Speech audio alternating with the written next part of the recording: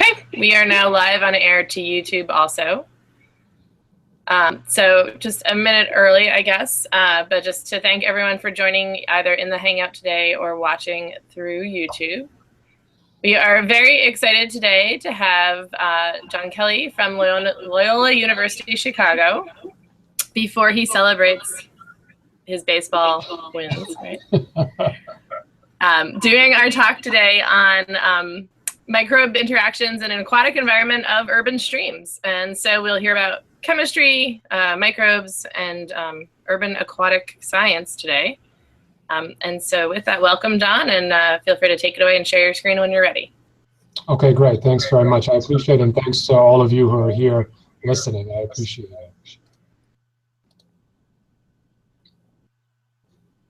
Okay, looks good. Great.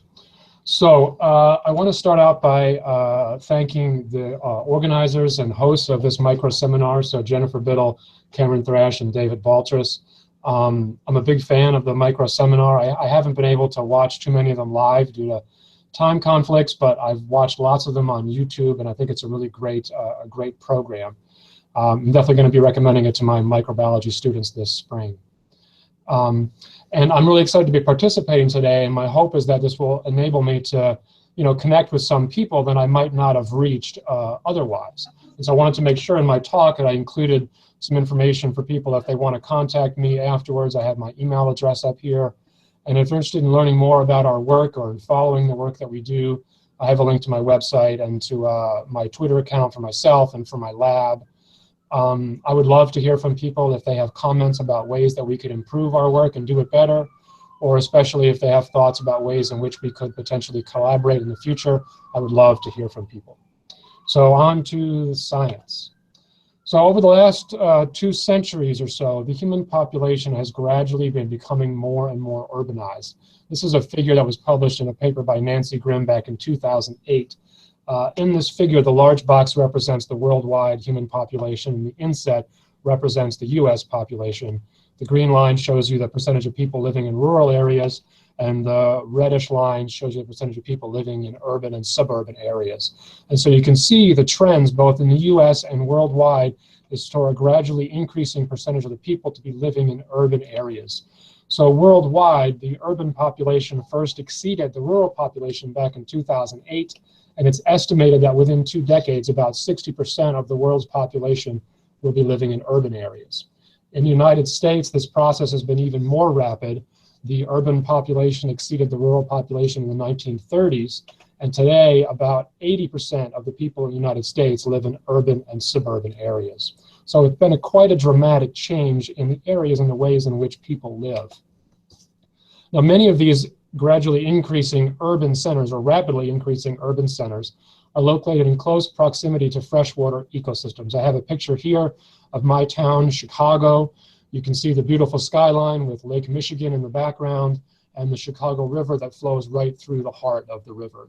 So many cities are located close to freshwater ecosystems because of the important value that these habitats provide to humans. They provide sources of drinking water, food, transportation, and recreation. So freshwater habitats are critical ecosystems and provide critical ecosystem services of significant value to humans. And one of the biggest challenges of urbanization is dealing with and managing wastewater. As people gradually begin to live in closer and closer physical proximity, more and more people clustered closer and closer together, the amount of wastewater that is produced is going to begin to exceed the capacity of the natural environment to incorporate that wastewater without significant environmental degradation. So in the United States, the predominant strategy for dealing with this is the use of centralized municipal wastewater treatment plants. So at this time, most of the wastewater produced in the United States is treated at municipal wastewater treatment plants. So the basic way this works in most cities in the US is they have some source of drinking water, perhaps a reservoir or an aquifer. The drinking water is pumped into our homes, and we add all kinds of stuff to that water. We add food waste, we add human waste, and of course the human waste can contain all kinds of different compounds that we ingest, so things like pharmaceuticals and other drugs that we ingest. that are either partially metabolized by our body or released in unmetabolized form. And these drugs make their way into our waste material and into the wastewater stream. There's also tons of different kinds of products that we use externally, things like soaps and lotions and cosmetics and cleansers that also find their way into the wastewater stream. So this wastewater, with all of these things that we've added to it, is transported to a wastewater treatment plant where it is treated and released to the environment. So every day, the wastewater from 72% of the US population is treated in wastewater treatment plants. This corresponds to about 32 billion gallons of wastewater every day in the United States that gets treated and released to the environment. So this is a significant amount of water that's being transported and released to the environment. If we look at my town, the city of Chicago, this is a basic outline of how the water moves through the city of Chicago. We take our drinking water from Lake Michigan. This picture in the upper left is one of the water intake cribs about 2 miles out from the city that indicates where the drinking water pipes extend to that take water in for our drinking water. The water goes to a water purification plant. This is a picture of the Jardine water treatment facility, our water purification facility that's located right by Navy Pier for any of you who visited Chicago. The water goes through our homes and it's treated at wastewater treatment plants and released to rivers and streams in the Chicago region. The treatment plant I've pictured in the upper right is the O'Brien Water Reclamation Plant. This is the one that treats wastewater from my home and from Loyola University where I work. So the O'Brien plant takes in water from about 1.3 million people on the north side of Chicago and also in the northern suburbs. Its average flow is 250 million gallons per day, and it releases that treated wastewater to the Chicago River system. So this is 250 million gallons per day of treated wastewater that gets released to the Chicago River system. This is a massive amount of water, and it actually makes up and dominates the flow of the Chicago River system. I've highlighted the main parts of the Chicago River here in blue on this map. You can see the city of Chicago outlined in black. The Chicago River, 70% of the flow of this river is made up of treated wastewater effluent. So the effluent really dominates the flow of this river. So if any of you have ever been to Chicago and visited or taken one of the riverboat cruises, that river that flows right through Chicago, 70% of the flow of that river is treated wastewater. And that's just one treatment plant. There are 7 treatment plants that handle water from the city of Chicago. This services 5 million people, both in the city of Chicago and in the surrounding suburbs. The total average flow of these treatment plants is about 1.4 billion gallons per day. And these treatment plants release this 1.4 billion gallons a day to Chicago area rivers and streams. So not only is the Chicago River right in the heart of the city dominated by wastewater effluent, but many of the suburban rivers also, a significant portion of their flow is made up of treated wastewater effluent. So I have an example here of the DuPage River out in DuPage County, Illinois, one of the nicer suburbs outside of Chicago. And the DuPage River, which is pictured here, about 30% of its average flow is wastewater treatment plant effluent. So this effluent that we're releasing to these rivers in urban areas is a complex mixture of lots of different things. Right? Domestic wastewater contains organic carbon, it contains nutrients like nitrogen and phosphorus. It also could potentially contain pathogens. So the goal of wastewater treatment is to reduce this organic carbon load to prevent hypoxia in the receiving water systems.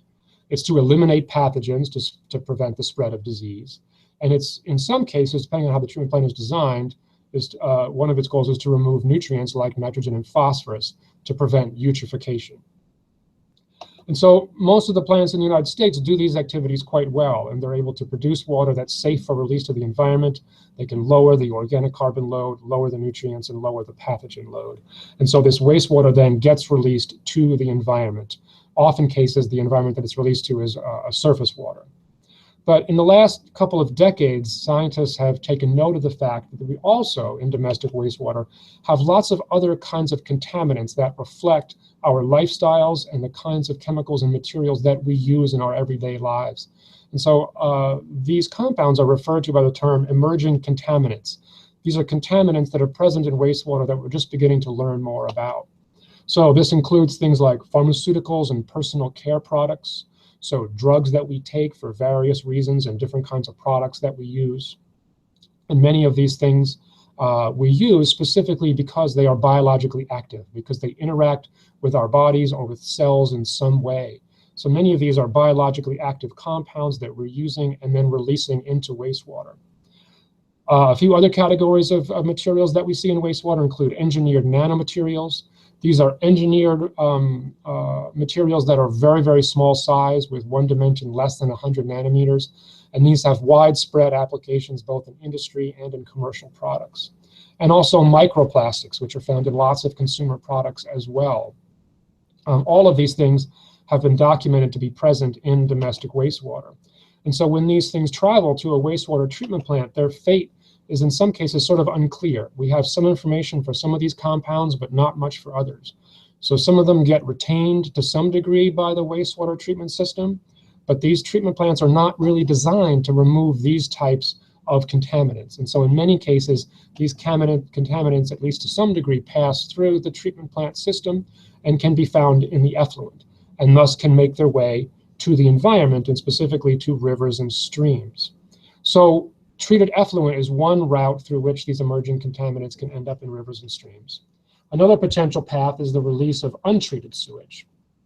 Now, there's a few different ways that this can occur in the United States, where we have direct release of untreated sewage. One is through what are called combined sewer overflows. So these are very common here in the city of Chicago and in lots of other older, especially East Coast US cities. This happens when you have a system where your sanitary and storm sewers are combined and travel through the same pipes. So under normal dry weather conditions, as pictured on the left, most of the flow is from the sanitary sewers, the wastewater, and that water is carried to a treatment plant. But when you have a large rainfall event, the storm sewer system, the amount of water that's in there overwhelms the system. And so it would be too much water for the treatment plant to treat. And so this water, combined both storm water and sewage water, gets released directly to the environment. And this happens very often in the city of Chicago. Basically, whenever we have a significant rainfall event, we get release of raw sewage into the river through these combined sewer overflows. Another potential mechanism for the release of untreated sewage in the United States is through leaking sewage infrastructure. So in the United States, there's about 32 billion gallons of sewage that flows through about 700,000 miles of underground pipes and canals for treatment plants every day. And much of this network of sewage pipes is extraordinarily old. Most of it was installed just after World War II, but some of it dates back to even to the 1800s. And these old and ancient pipes are showing signs of age, and they're beginning to leak. The American Society of Civil Engineers recently gave the US sewage infrastructure a grade of D. And the EPA has projected that the percentage of US wastewater pipes in poor, very poor, or life-elapsed conditions will increase from 23% in 2000 to 45% in 2020. So by 2020, half of our sewage infrastructure will be deemed to be in poor or worse than poor condition. The result of this, both the combined sewer overflows and this aging infrastructure, is that about 900 billion gallons of raw sewage is released into the US rivers and streams each year via these infrastructure leaks or combined sewer overflows. So we have these three different mechanisms that can result in the release of sewage containing these different emerging pollutants into rivers and streams. And so there's been lots of evidence documenting the presence of these emerging contaminants, things like pharmaceuticals and personal care products, in rivers throughout the world and throughout the United States. Back in 2002, the US Geological Survey completed a reconnaissance of rivers throughout the United States. They surveyed 139 streams, which are pictured on the map in the upper right, and they tested the water for 95 different types of contaminants. They mostly focused their sampling on streams that were in urban and suburban areas where they thought there was a likelihood of finding some of these contaminants. What they found was that contaminants were present in 80% of the streams they surveyed. Among the most common contaminants they found were things like non-prescription drugs, pesticides, detergents, disinfectants, antibiotics, and prescription drugs. Now, as a microbiologist, when I learned about this study, one of the areas that really drew my attention was the presence of antibiotics and disinfectants. So these are compounds that we are using specifically because of their antimicrobial properties. and these things are being released into rivers and streams. So I think this is certainly an area that I thought would be of concern. And then many of these other drugs that we're talking about, other kinds of prescription drugs and non-prescription drugs that we use, their potential interactions with microorganisms are basically unknown. We use a lot of these drugs because of the benefits they provide to us and the way they interact with our cells. But their potential to interact with algal cells, bacterial cells in the environment is largely unknown. So there's a lot of questions about what these potential effects of these compounds could be in the environment. The other interesting thing that they pointed out in this study was that most of the streams they surveyed contained multiple contaminants. They didn't just contain one. And most of the contaminants were present at low concentrations. So this is a very challenging situation to try to get our heads around.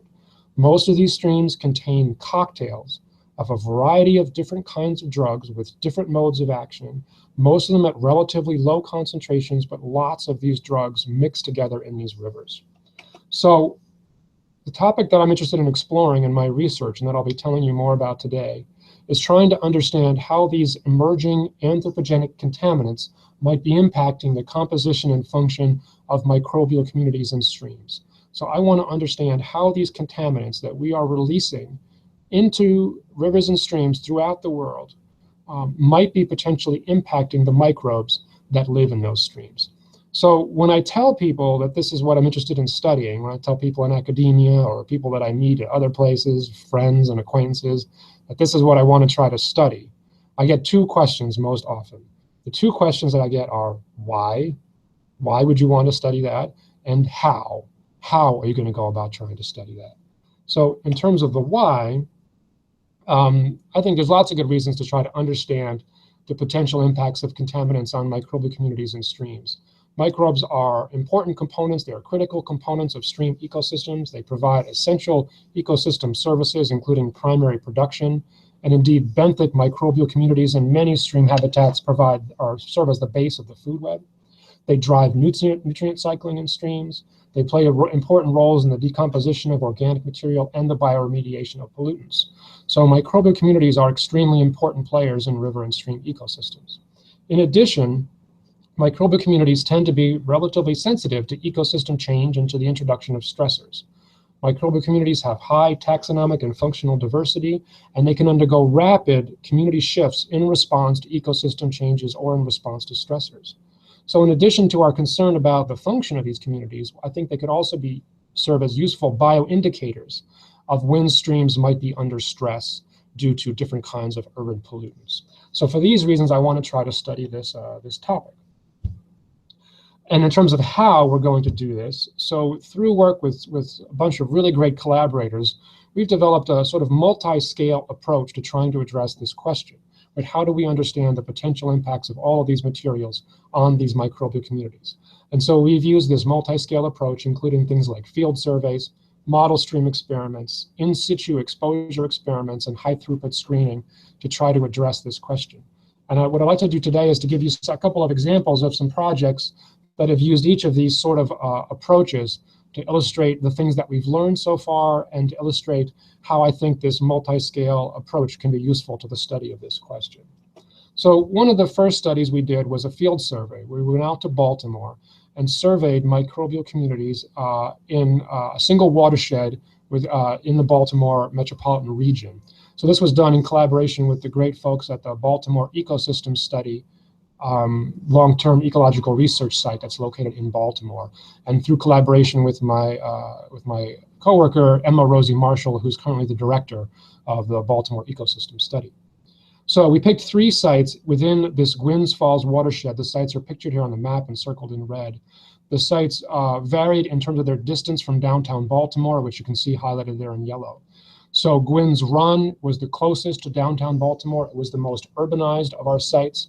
Dead Run was a bit farther to the north and east, or north and west of Baltimore, was more of a suburban area. And then Gwynns Brook, way up at the top of our map, was the least urbanized, lowest population density area among our sites. And so we chose these 3 sites to represent a gradient of urbanization.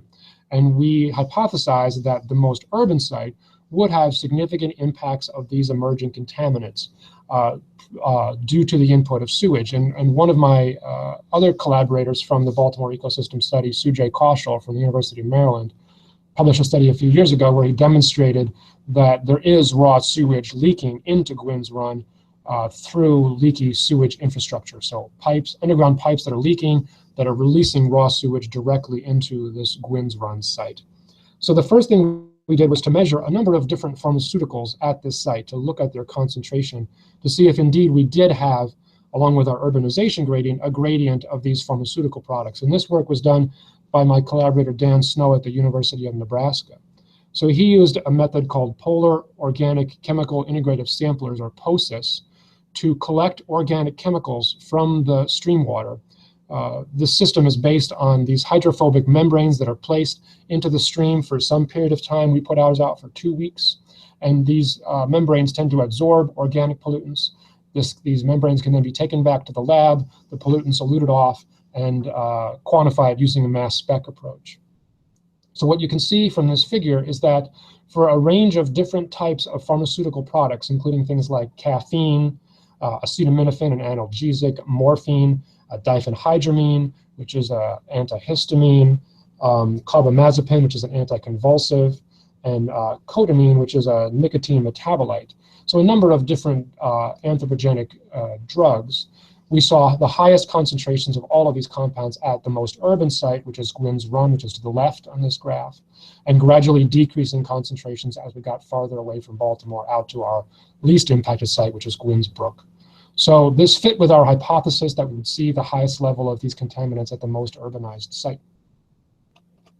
The next thing we did was to look at the sediment bacterial communities to see how they, what they looked like in these different habitats. And so we have here in this graph the bacterial abundance on the left and the respiration rate on the right. You can see in terms of bacterial abundance, the most urbanized site, Gwyn's Run, had slightly higher bacterial abundance, but not significantly higher than the other sites. This was a little bit of a surprise to us. We thought that with all of the urban stressors present at Gwyn's Run, there might be some negative impacts on the bacterial communities, but we didn't see that. And in fact, we saw higher respiration rates at the most urbanized site as compared to the other sites, which was also a bit of a surprise, but was likely due to the high levels of nutrients that are present in the sewage being leaked into this river. So we saw this increase in respiration rate. We also then took a look at the bacterial communities using Illumina sequencing of bacterial 16S ribosomal RNA genes. This graph represents a non-metric multidimensional scaling analysis of these communities. And what you can see from this graph, and each of the shapes represents replicate samples from one of our sites, that there was clear differentiation between the communities from each of these 3 sites that varied in terms of the degree of urbanization. And when we took a look at the actual taxa that were present in these communities, this graph represents the top 25 most numerically dominant bacterial orders in these streams. There were a few interesting things that popped out at us. One was the significant variation in the abundance of rhodocyclales across this urbanization gradient, with the highest abundance of rhodocyclales at the most urbanized site and the lowest abundance at the least urbanized site. Rhodocyclales is a common aquatic bacterial species or bacterial order, and it is commonly found in aquatic ecosystems that are receiving inputs of sewage or of treated wastewater. So this sort of fits with what we knew about our sites. There's one particular taxa within the rhodocyclales, the genus Thoria, that has been linked to the degradation of complex organic pollutants, so things like aromatic compounds. And this organism, you can see, also followed that same trend, where it was most abundant in the most urbanized site and decreased at the least urbanized site. So again, this result sort of fits with our idea of this community being the most urbanized and receiving the highest level of inputs from other anthropogenic pollutants. Another one that we noticed that was of interest is Anaerolineales, which again is a common aquatic organism that has also been linked to the decomposition of a variety of organic pollutants.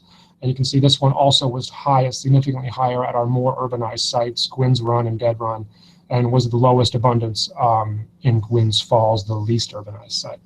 So this data set definitely provided us some interesting insight into differences in sediment bacterial community composition across an urbanization gradient, which I think is an interesting topic to explore. There were also a few trends in a few of these taxa that fit with what we would have hypothesized about the impact of some of these anthropogenic pollutants.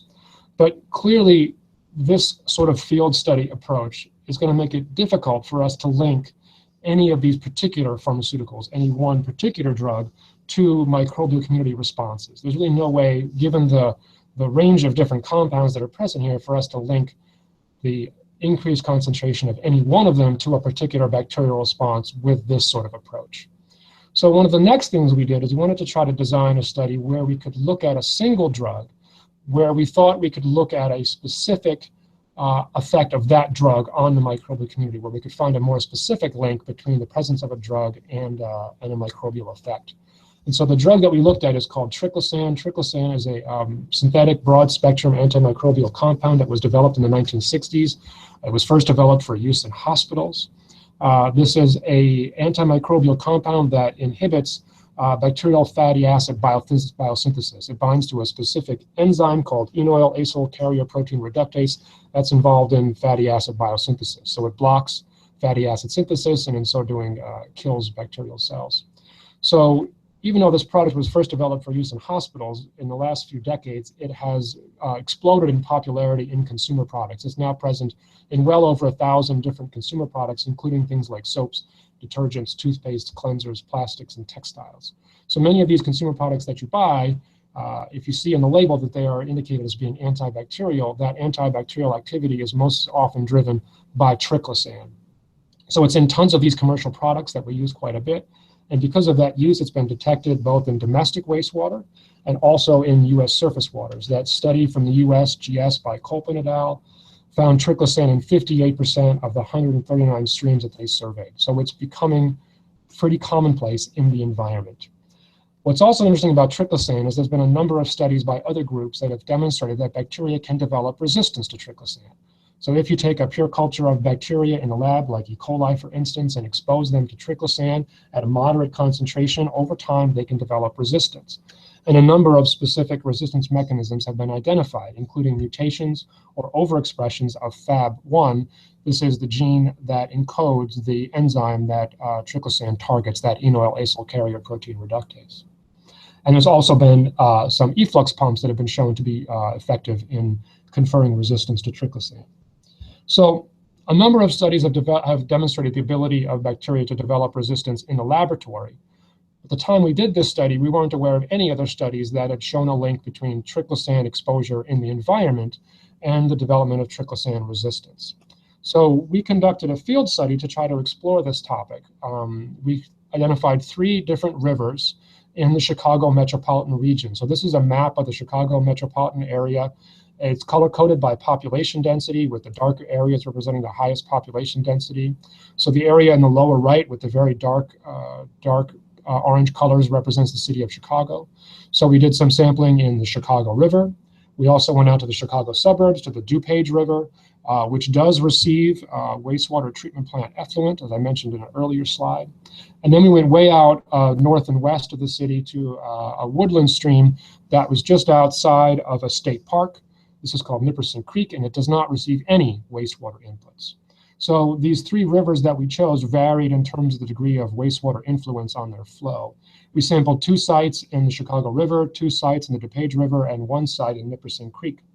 And with a collaborator, John Scott, from the Illinois Sustainable Technology Center, we measured the concentrations of triclosan in the sediments of these different sites. And what we ended up with was a really nice gradient in terms of triclosan concentrations, where our most urban sites had the highest triclosan concentrations that were significantly higher than our suburban sites and than our woodland site. So we ended up with a really nice gradient along our field sites of triclosan concentration. So what we then wanted to assess was, is this presence of triclosan in these rivers having an effect on the microbial communities? And so what we measured was the percentage of the organisms in these samples that were resistant to triclosan. And we did this by a very simple plate count assay in which we counted bacterial colonies on plates either amended with triclosan or unamended plates. And we calculated the percentage of organisms that were triclosan resistant as the percentage of those that were able to grow on these triclosan amended plates. And what we saw was there was a significant difference in triclosan resistance in the bacterial communities, with the communities from the urban habitats having higher resistance than the communities from the less urbanized sites. And so this fit very well with what we had measured in terms of the actual triclosan concentrations of these habitats. And so when we compared the triclosan concentrations with the resistance, we saw a very significant positive correlation between triclosan concentration in the environment and triclosan resistance. So this was strongly suggestive of a selective pressure being exerted by the triclosan in the environment on the microbes present in those environments.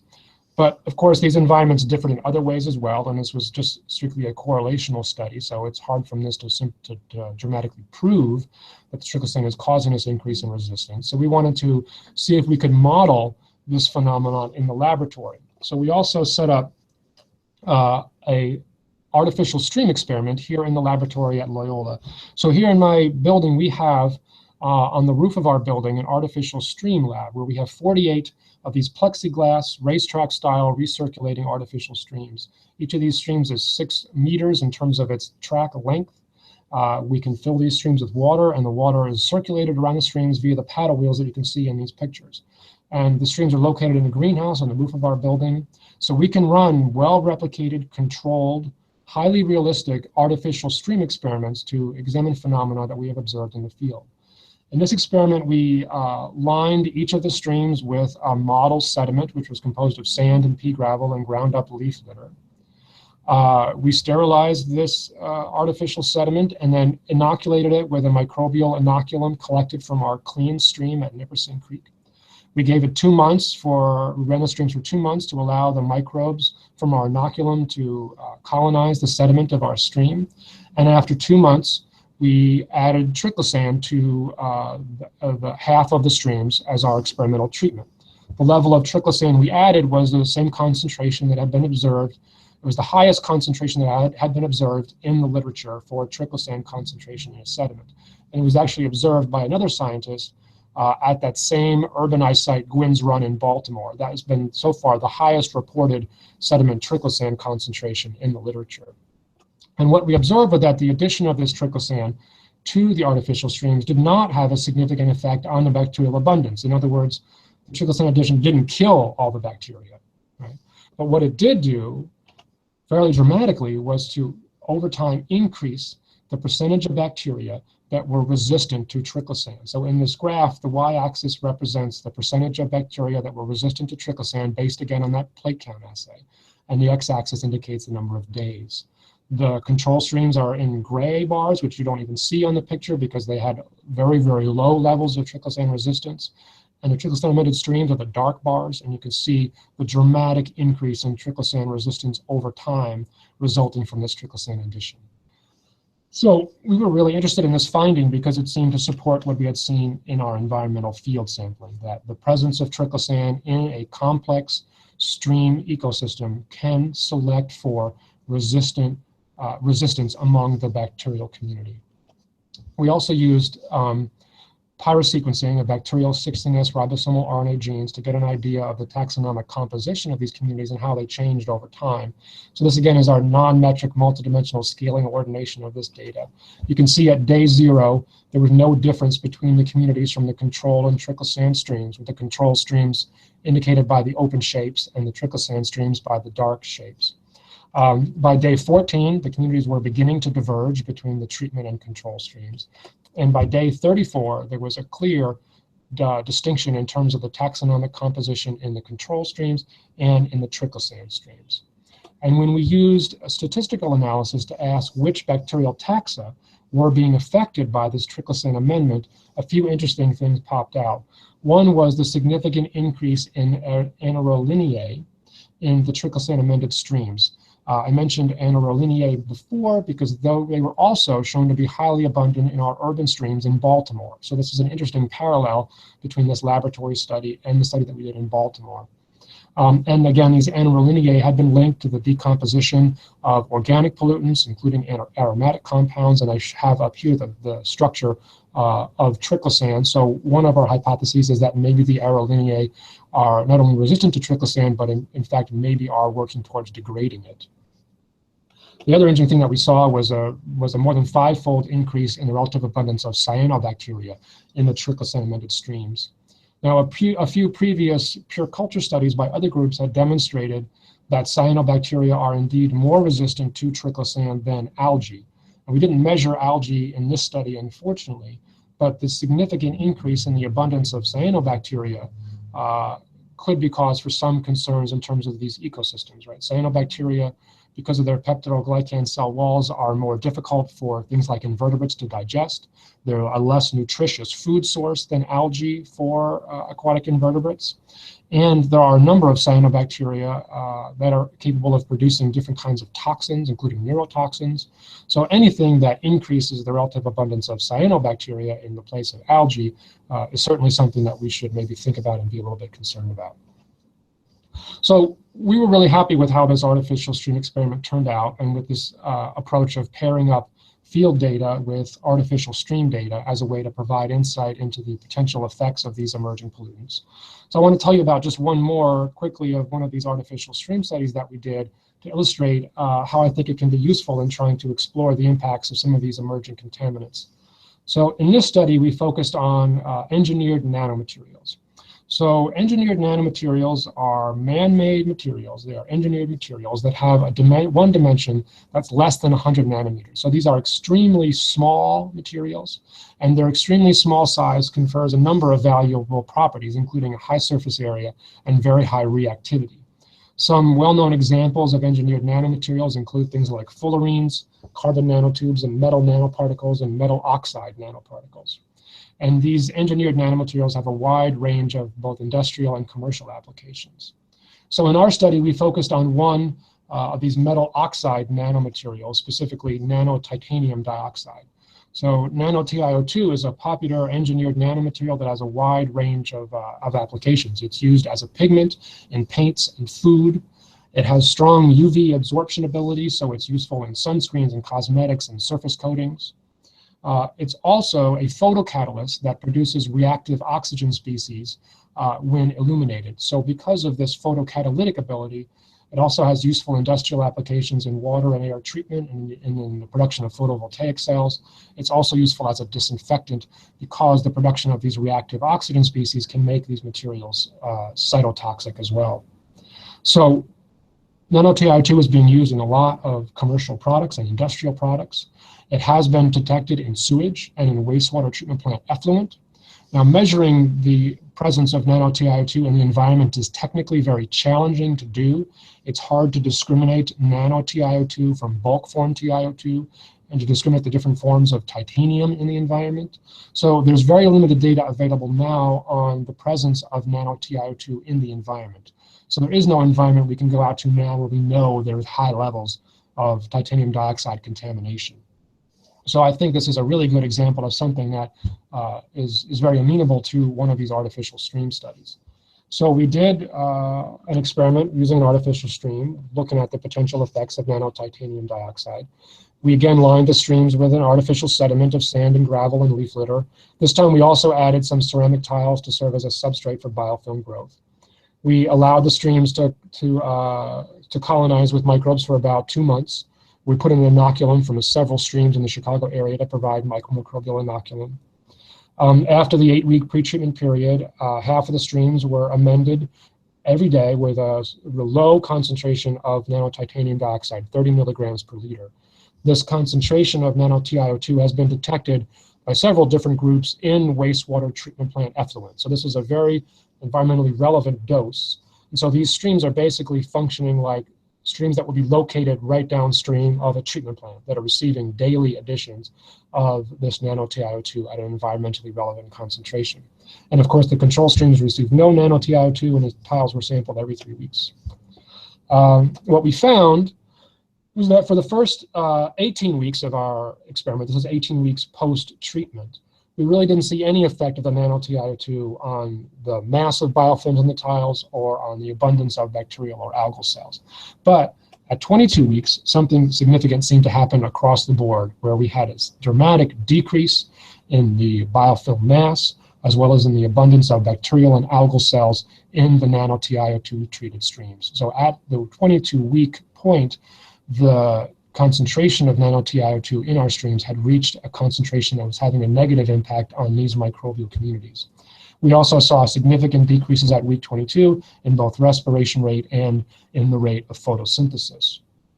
When we took a look at the composition of the bacterial and algal communities in these biofilms, we saw that at week 0, there was no significant differences between the control and treatment streams, not much of a difference at week 6. At week 12, maybe they're beginning to diverge. By week 18, the bacterial communities had diverged, although algal communities still weren't showing much of a difference. This part I think is quite interesting because at week 18, we're already seeing a significant difference in the composition of the bacterial communities between the control and treated streams, whereas we had not yet seen any response in terms of bacterial abundance, biofilm mass, or respiration rates. So the size of the bacterial community and its functional processes had not changed by week 18, even though community composition had already begun to change. And then by the end of the experiment, by week 22, we had seen a significant divergence both between bacterial community composition and algal community composition. And when we look at some of the specific taxa that had changed, without going into too much detail for the sake of time, one of the things we noticed was that in the nanoTIO₂ treated streams, there was a significant selection for bacterial taxa that are known to be resistant to oxidative stress, including Novosphingobia and Achromobacter.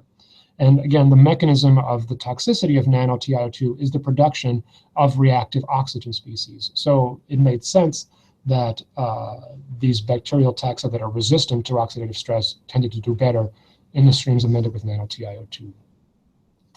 So what we found in this experiment was that the chronic addition of an environmentally relevant concentration of nanoTIO₂ resulted in significant decreases in bacterial and algal abundance, as well as rates of respiration and photosynthesis, as well as shifts in microbial community composition. So all of these things are ecologically significant endpoints that were affected by the addition of an environmentally relevant dose of nanoTIO₂. So based on both of these experiments and other projects that we have done, we feel like this artificial stream approach can be a really useful way to assess the potential environmental effects of these emerging contaminants. They allow us to do highly replicated controlled experiments and to do statistically supported analysis of the data to see how these emerging contaminants might be affecting these microbial communities. And one of the most important things that I think these artificial streams allow us to do is to look at multiple responses, not just toxicity.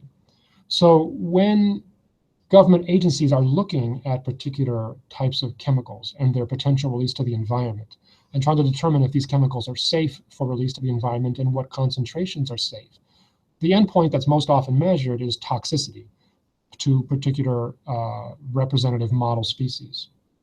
But these are approaches that we've used using these artificial stream experiments allow us to look at endpoints beyond just toxicity. We can look at microbial community size, microbial community function, and microbial community composition. And in some cases, we see changes in some of these parameters and not others. So I think taking a broad view of both the structure and function of these microbial communities is going to provide us the best way to assess the potential, not just toxicity of these compounds, but their potential to have ecological impacts. So while these artificial stream experiments are very useful, they do have some significant limitations, right? These artificial streams are not that large compared to a real river or stream. They're fairly shallow. And the conditions in these experiments are extremely stable, right? So the flow rate is the same. The temperature tends to stay the same. You don't see large perturbations within these artificial stream experiments. They mostly run in a fairly stable state, and they're relatively shallow. So they're not a perfect model for the environment, though they are useful. So we wanted to ask, was there a way we could try a different approach that might let us do some assessments of these environmental contaminants under even more realistic exposure scenarios, more realistic field conditions? And so one of my collaborators, Emma Rosie Marshall from the Carey Institute of Ecosystem Studies, came up with this really creative approach that we've used in several studies to look at the effects of pharmaceuticals and other contaminants on benthic microbial communities in situ, in the field. And so this approach is called contaminant exposure substrates. So in this method, we take small plastic cups, which are pictured here on the left. We fill them with agar, and we amend the agar either with nothing or with one of our pharmaceuticals or drugs of interest. And if that pharmaceutical or drug of interest is water soluble, it will diffuse out of the agar when this cup is placed into an aquatic habitat. We cover the agar and the top of the cup either with cellulose sponge to favor the growth of heterotrophic biofilms, or with fluted glass, which would tend to favor the growth of autotrophic biofilms. So we fill these cups with different pharmaceuticals, we put them into a stream, and we can incubate them in place for a period of weeks. We've been usually doing these for about 2 weeks, and look at the effects of different drugs on the biofilms that develop in the field under realistic exposure conditions. And so this has led to a number of interesting discoveries. So this is an example of a study we did in Wappinger Creek in Millbrook, New York. We looked at a number of different pharmaceutical compounds and their potential effect on these aquatic biofilms. We looked at caffeine, a stimulant, cimetidine, which is an antihistamine, ciprofloxacin, which is an antibiotic, diphenhydramine, which is also an antihistamine, metformin, which is a anti-diabetic drug, and ranitidine, which is another antihistamine.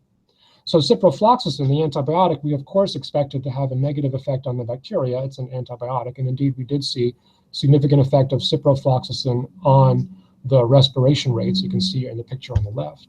But we also saw significant negative effects of antihistamine like diphenhydramine and cimetidine, and even of caffeine on respiration rates. And we had no reason to expect, and there really isn't information in the literature on why these compounds would have negative effects on bacterial respiration rates. We also saw a significant negative effect of diphenhydramine, this antihistamine, on gross primary production, so on photosynthesis rates in these biofilms. And that again was quite an interesting finding. There hadn't been any information in the literature to indicate that diphenhydramine would have a negative impact on algal growth.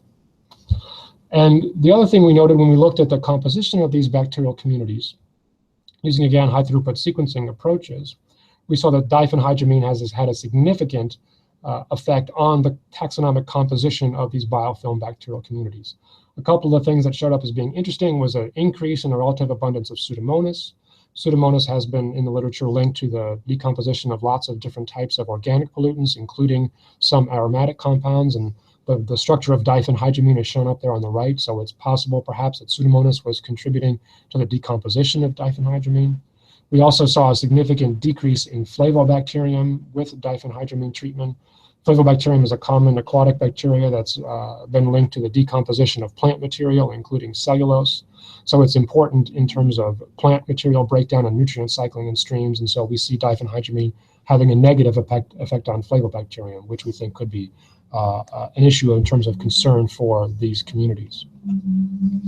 We've also used these contaminant exposure substrates to compare biofilm community responses across different sites. The data I showed you in the previous slides was all done at one site. This study was done at 4 different sites, and again, we went back to Baltimore and sampled sites along the urbanization gradient. So you can see, again, in this slide, Gwynn's Run, which is all the way to the right of this graph, is the most urbanized, the most highly contaminated site that receives raw sewage inputs. And Gwynn Brook, all the way on the left, was the least urbanized and least contaminated of these sites. And what we saw was that all of these drugs, ciprofloxacin, diphenhydramine, cimetidine, and caffeine, again, ciprofloxacin is an antibiotic, and diphenhydramine and cimetidine are both antihistamines. All of these things had negative effects on respiration rates, which is what the data we're showing in this graph, at the least urbanized site. So the site that had the lowest prior exposure to anthropogenic contaminants showed the most significant negative response to exposure to these drugs. And when we compare that to Gwynn's Run, the most urbanized site that has high levels of anthropogenic pollutants that receives this sewage input, these communities have been previously exposed, we assume, to many of these drugs, and we've measured these drugs at that site. Those communities did not respond. They were able to maintain their function even in the face of additional doses of these drugs. So I think this is a really interesting finding that suggests that prior exposure history of the microbial communities can select for communities that are more resistant to these drugs as compared to communities at sites that have not had this level of prior exposure. So these in situ contaminant exposure substrate experiments we think are also a really useful approach to assessing environmental effects of emerging contaminants. One interesting thing about them is because they're of their relatively small size and a relatively ease of preparation of these things is we can measure multiple contaminants sort of in parallel, set up different cups with different contaminants, and we measure them under this, during the same incubation period. This approach also, again, enables us to measure multiple responses of the communities. We can look at community activity in terms of respiration and photosynthesis. We can look at community size in terms of microbial abundance. And we can look at community composition using, again, high-throughput sequencing approaches to look at these communities. So it enables parallel testing of multiple contaminants and the measure of multiple response endpoints. This ability to look at multiple contaminants we think is a really great feature because, like I said before with the Kolpinadal study, there are so many sites that have exposure to so many different compounds simultaneously that there's lots of questions we want to ask about some of these individual drugs. And so this allows us to look at lots of these in parallel. But it is still limited by the labor that's required to set up this kind of experiment and then to analyze the samples at the end. So it's more high throughput than the artificial stream experiment approach. But we wanted to determine also if there were other potentially even more high throughput approaches that could be useful for screening different types of emerging contaminants. And so one approach that we've also been using recently in our work is the use of high throughput screening. So high throughput screening utilizes liquid handling robots like the one that's pictured on the lower left to run highly parallel experiments at a very small scale. So our experiments are run in these 384 well micro well plates that are pictured in the top middle of my slide. Each of the wells in this micro well plate is about 100 microliters. So we are essentially running, we could potentially run at the same time 384 100 microliter incubations of microbes with potential contaminants to understand something about their responses. And we can measure their responses in different ways. The way that we were using in our study was with a stain that's called the live dead stain. It's pictured here in the upper right of my slide. This assay uses two different stains, a green and a red stain, that vary in terms of their membrane permeability. And the way it works is that the cells that are alive that have intact membranes are stained green, and the cells that are dead that have damaged membranes are stained red. So we can read out the results of one of these experiments using a plate reader that simply measures the level of red and green fluorescence as a way to understand the relative abundance of live and dead cells. And so we can measure the toxicity of different compounds using this very high throughput approach. So this has been done a lot in the toxicology literature to look at the effects of contaminants on individual bacterial species in pure culture, like pictured here on the upper left. One of the things that we've been trying to do is to make this slightly more realistic by using natural media. So we've taken water from the Chicago River, from Lake Michigan, and run these small-scale assays using natural water, also using both individual bacterial taxa and also mixed communities of organisms to assess their responses to different compounds. And so what we can get with this experiment is really well replicated. We can run multiple different compounds at multiple different concentrations and collect lots of data in relatively short incubations. So I just wanted to show you a couple of quick slides to examples of some of this data, and then I'll be wrapping up this talk for the day. So one of the things we tested was the effects of different forms of nanotitanium dioxide. Again, this is that engineered nanomaterial that we've been studying. Nanotitanium dioxide comes in a number of different forms that vary in terms of their size and in terms of their mineral composition. So we've got 6 different types of nanoTIO₂ that were tested here. The x-axis of this graph shows you the TiO2 concentration, and the y-axis shows you the percentage of viable bacteria. So for example, for P25, the red dot, you can see once it got between 1 and 10 milligrams per liter, there was a pronounced toxicity to E. coli when it was incubated in Lake Michigan water. And so what this experiment showed us is that some of these forms of nanoTIO₂ are highly toxic, whereas others, like for example, the rutile nanopowder, the green diamond, RNP, showed almost no toxicity under these conditions. So the different forms of nanoTIO₂ can have very different levels of toxicity. Environmental factors, like, for example, dissolved organic carbon concentration, can also affect the toxicity of nanoTIO₂. In this experiment, we used that most toxic form of TiO2, the P25, and we varied the concentration of dissolved organic carbon in the incubations. And what we saw was that when the level of organic carbon increased, we saw a significant decrease in the toxicity of nanoTIO₂. So we can use this high throughput approach to look at different forms of our material, to look at different environmental conditions. The other thing we tested was the shape of the nanoTIO₂. So it's possible to manufacture these TiO2 nanomaterials in different shapes. And so you can see the pictures on the upper left represent a few of these different shapes. We can do small tubes, so hollow cylinders. We can do rods. We can make them into sheets or into spheres. And what we found was that even with the same material, with the same nanoTIO₂ mineral composition, if we varied the shape of the nanomaterial, we saw significant differences in toxicity. For example, if you look at the 10 milligram per liter dose in the middle of the slide, in the middle of the graph, you can see big differences in toxicity between the nanotube, the nanorods, and the nanosheets. So this type of experiment would have been extraordinarily difficult to do in an artificial stream study, but was relatively routine to do using the high throughput screening approach. So while this high throughput screening is not perfectly realistic in terms of the environment, we think it can be a useful way to do some initial screenings, to develop hypotheses, to then select materials that might be then used for further study, either in the contaminant exposure substrates or in these artificial stream experiments. So we think that this can also be a really useful tool given the wide array of different pharmaceuticals and different kinds of emerging contaminants that are out there, to assess their potential impacts. So hopefully through this talk today, I've been able to illustrate, I think, the value of this sort of multi-scale approach in terms of assessing environmental impacts of emerging contaminants. The other point that I think is important to take home from this talk is the importance of assessing multiple responses when we're trying to understand the effects of these contaminants on microbial communities.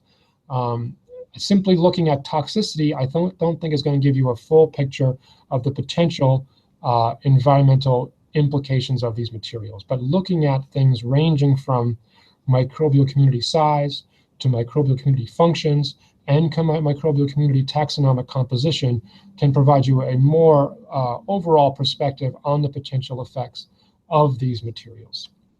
So I'll end there and just want to thank all of my collaborators who've worked with me on these different projects, both pharmaceuticals and personal care products, nanomaterials. And I didn't have time today to talk about microplastics, but we do have some ongoing projects looking at microplastics. I wanted to highlight two of my most significant collaborators. Those are Emma Rosie Marshall from the Carey Institute and Kim Gray from Northwestern University. These are both brilliant scientists who've been incredibly kind and generous to me over the years, including me and bringing me in on some of the work that they were doing and allowing me to develop this research program that I've talked to you about today. And I also, of course, want to thank the various funding sources that have funded this work, including the National Science Foundation, USGS, the Illinois-Indiana Sea Grant, and the Illinois Department of Natural Resources. And with that, I just want to thank all of you for tuning in and listening to my talk, and I'd be happy to take any questions. Thanks, John. That was a great talk. Thank you. If you want to stop sharing your screen, we can have anyone in the Hangout that's interested in speaking up, speak up. I am trying to unmute you all. Did that work? Actually, unmuting people, I'm not sure. Here, we will do this and hopefully it'll unmute people. I managed to unmute everyone and can't figure out how to unmute them. All right, if anyone would like to ask a question inside the Hangout, please speak up. If not, we will look to see if anyone has asked you questions by Twitter. I can start with the first question, which is in your artificial stream setup. What's the input water and how do you handle output water that you might not be actually increasing the contaminant load to whatever you're outputting in? Right, so these are closed recirculating artificial stream systems, so there isn't no input or output water in the stream, so they're closed.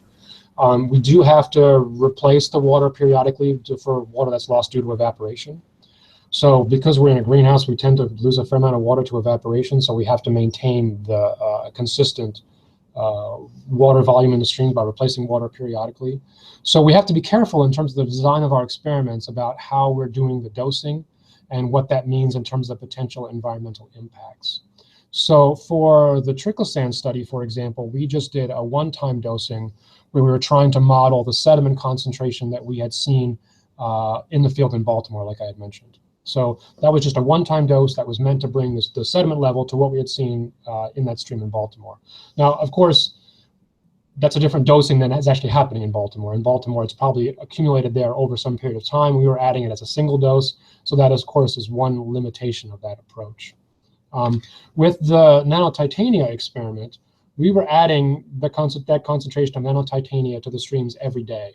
But we contended that's a good model for what's happening in the field because this nanotitania is not very water soluble. So when it enters a river or stream, it's going to precipitate to the sediment pretty rapidly. And the level that we were adding to the streams is the level that's measured coming out of wastewater treatment plants. So the idea is that this stream was meant to represent a stream site, a stream reach just downstream from a treatment plant that was receiving this continuous dose, resulting in an accumulation of the nanoTIO₂. So in that experiment, we were actually trying to have it accumulate over time. So was there a question? I mentioned, yeah, so was there a question in the Hangout? I had a question. Okay. I was wondering, of all the contaminants that you're discussing and you're looking at, which are the ones that are most concerning to you and deserve changing the treatment plants to actually catch them?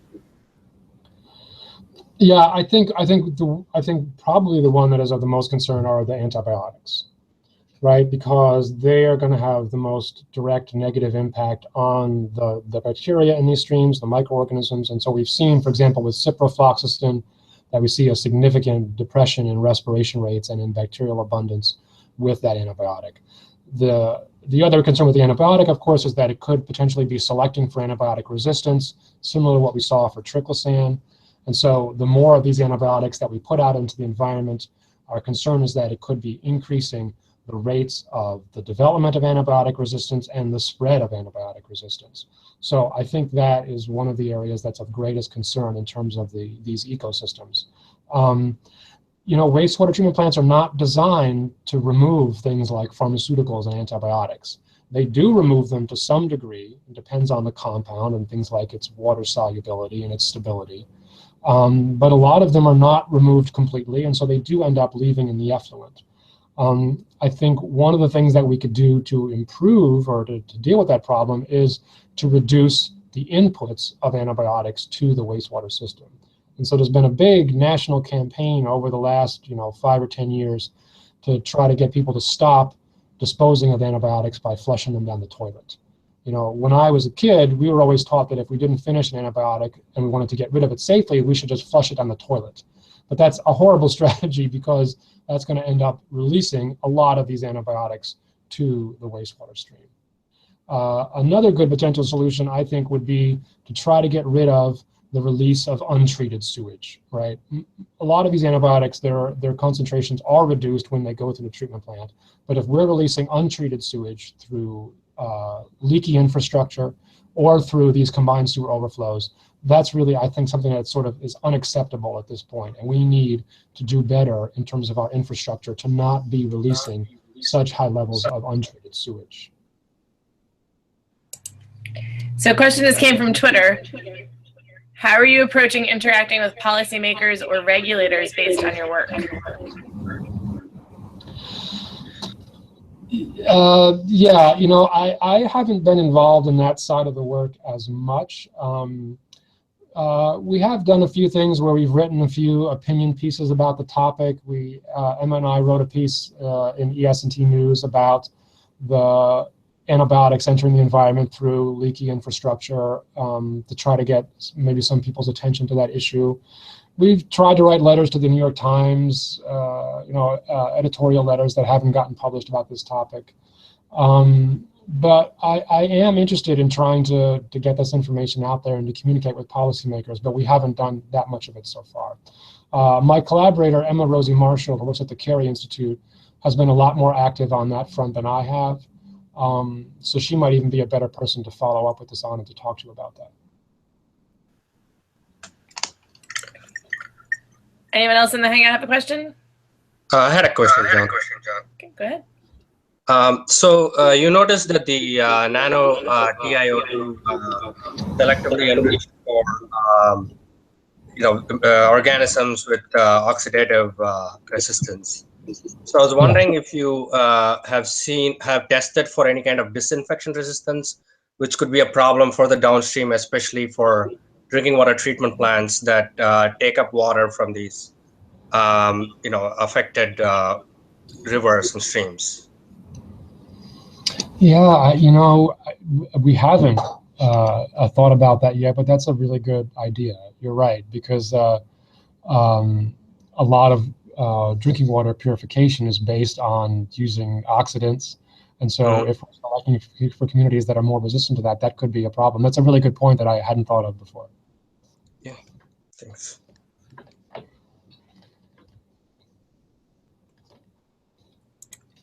Okay. So if there aren't any further questions, I can encourage you guys to tweet at John Kelly when you would like to through Twitter. And I'd like to thank you, John, for doing this today. I thought you gave a great talk and incredibly useful information. And I was encouraging everyone to stop using their Triclosan soaps. Please do. Please. All right. Well, thank you so much today. We will be back next week, I think, talking more about aquatic microbiology with Amit Pinto coming from Northeastern. And so we will keep this series going, and this talk will be on YouTube for later archiving. Okay. Thanks so much, Jen. I appreciate it. Thanks.